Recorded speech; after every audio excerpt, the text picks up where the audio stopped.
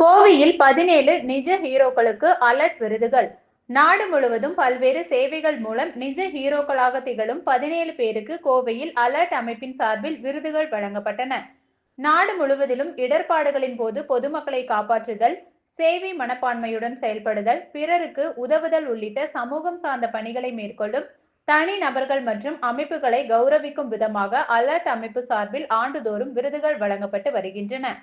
அந்த வகையில் இந்த அமைப்பின் 9வது அலர்ட் பீயிங் விருதுகள் வழங்கும் விழா PSG மருத்துவமனை வளாகத்தில் இன்று நடைபெற்றது. இதில் சத்யார்த்தி இயக்கத்தின் நிறுவனரும் நோபல் பரிசு பெற்றவருமான கைலாஷ் சத்யார்த்திக்கு வாழ்நாள் சாதனையாளர் விருது வழங்கப்பட்டது.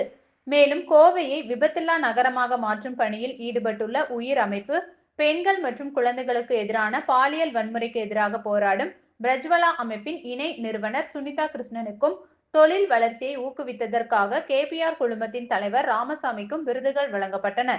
மேலும் தன்னை விட மூத்த மாணவன் கிணற்றில் விழுந்து உயிருக்கு போராடுகையில் அவரை காப்பாற்றிய கோவை கண்ணன்பாளையம் அரசு பள்ளி 9ஆம் வகுப்பு மாணவன் மணிஷுக்கும், ஜான்சி ரயில் நிலையத்தில் கர்ப்பிணிக்கு உதவிய ராணுவ மேஜர் ரோஹித்திற்கும் விருதுகள் வழங்கப்பட்டன. இந்த விருதுகளை கோவை மாவட்ட ஆட்சியர் பவன்குமார், சமூக ஆர்வலர்கள் மற்றும் தொழிலதிபர்கள் வழங்கினர். இந்த நிகழ்ச்சியில் அலர்ட் அமைப்பின் தலைவர் மைக் முரளிதரன் பேசுகையில், பல்வேறு கல்லூரிகள் அலர்ட் கோல்டன் ஆர்மியை தொடங்க முன் வருகின்றன. இதன் மூலம் உயிரை காப்பாற்றும் திறன் கொண்ட 1 கோடி தன்னார்வலர்களை உருவாக்க உள்ளோம். மேலும் அவசர காலங்களில் உதவ வேண்டும் என்ற மனம் பலருக்கும் இருக்கிறது. ஆனால் எப்படி உதவுவது என்று அவர்களுக்கு தெரியவில்லை. அவசர காலங்களில் எவ்வாறு செயல்பட்டு விலைமதிப்பற்ற உயிர்களை காப்பாற்றுவது என்பது குறித்து மக்களுக்கு பயிற்சி அளிப்பதே எங்கள் நோக்கம் என்றார். விருது பெற்றவர்கள் குறித்து நிறுவன அறங்காவலர் கலா பாலசுந்தரம் பேசுகையில், 9வது அலர்ட் பீயிங் விருதுகள் மனிதநேயத்தின் சிறப்பான உணர்விற்கான ஒரு எடுத்துக்காட்டாகும். இந்த ஹீரோக்கள் எதையும் எதிர்பார்த்து இவற்றை செய்யவில்லை. ஆபத்து நேரத்தில் உதவி இருக்கிறார்கள்.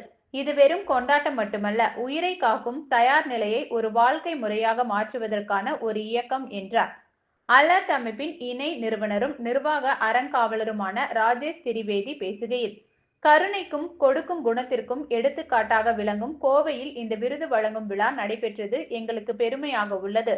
இந்தியாவில் சமூக முதலுதவி என்பதை ஒவ்வொருவரின் பொறுப்பாக மாற்றுவதற்கான எங்கள் பணியில் இது ஒரு முக்கிய மைல்கல்லாக அமைந்துள்ளது என்றார்.